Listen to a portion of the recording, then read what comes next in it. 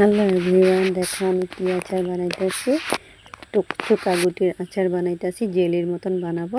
তোমরা কে কে চুকাগুটিটার জেলি খেয়েছে অবশ্যই কমেন্ট করে জানাইবা। আমি তো বহুত টেস্টি, খুব ভালো লাগে। আমার মা এনে দিয়ে কামপুরের থেকে এনে দিয়েছে, আমি আচার বানাই লইছি, আইনা দিছে, আমি আচার বানাইছি। তারপর দেখো এই যে চুকাগুটিগুলো ভালো মতন গুটিগুলা ফালাইয়া উপরে বাকলাগুলা লইয়া লইছি। বাকলাগুলা লওয়ার পরে এটারে ধুইয়া সুন্দর মতন কড়াইতে বসে অল্প তেল দিয়া কড়াইতে বসায় দিলাম। সুন্দর মতন বসানোর পরে এটা যখন পুরা ভালো মতন লাড়ায় লবণ, হলুদ গুঁড়ো, অল্প গুঁড়া মরিচের গুঁড়ো দিয়ে দিলাম।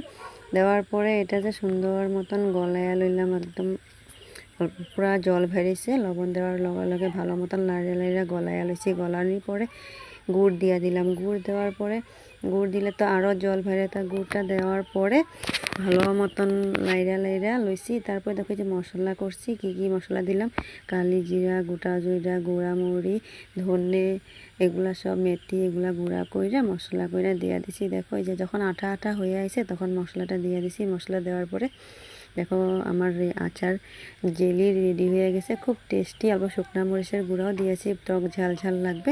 কে কে এই আচারটা খেয়েছে অবশ্যই কমেন্ট করে জানাইবা। আমার ভিডিওটা ভালো লাগলে লাইক কমেন্ট শেয়ার করে দিবা। আর কে কে আচার খাইবা চলে আসো। টাটা।